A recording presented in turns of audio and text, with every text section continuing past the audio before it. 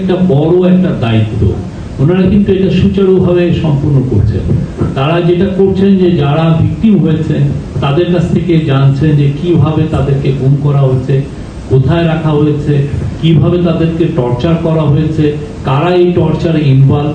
তো সেই সূত্র ধরে যারা যারা টর্চারে ইনভলভ ছিল তাদের অনেক, যারা পারপিট্রেটর ছিল তাদেরকেও অনেককে সামন করে তাদেরকে ইন্টারভিউ নেওয়া হচ্ছে, যাদেরকে বা এই পুরো ফোর্সগুলোর সাথে কথা বলে ইন্টারভিউ নেওয়া হচ্ছে। মূল উদ্দেশ্য হলো কি, যেই মিসিং হন না কেন, কোথায় রাখা হচ্ছে। অলরেডি দেখেছেন যে আয়না ঘরগুলো বের হয়ে আসছে, কিন্তু কথা হচ্ছে যে যারা মিসিং হয়েছেন 300 জন, তারা কোথায় আছে, তারা কি জীবিত আছেন না মৃত হয়েছেন।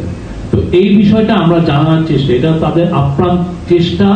আজকে চিফ অ্যাডভাইজার আবারও বলেছেন যে এটা আমাদেরকে জানতে হবে, এরা আমাদের ভাই, আমাদের বোন, এরা কোথায় গেল, এই জিনিসটা, এদের যে করে হোক এটা আমাদেরকে সন্ধান করতে হবে। এবং এটা একদিনের স্ট্রাগল না, যতদিন না লাস্ট যেই লোকটা পর্যন্ত, মানে লাস্ট ম্যান যিনি হারিয়ে গেছেন, মানে 300 জনের মধ্যে লাস্ট যে লোকটা, প্রত্যেকটা লোককে যতক্ষণ না খুঁজে বের করা হচ্ছে কোথায় তাকে কি মেরে ফেলা হয়েছে নাকি, বা তার মেরে ফেলা হলে তার কবরটা কোথায়, যতদিন না আমরা জানছি, আমরা গুম কমিশন সেই বিষয়ে কাজ করছে, এটা নিয়ে তাদের পুরো কনসেন্ট্রেশন সেই জায়গাটায় আছে।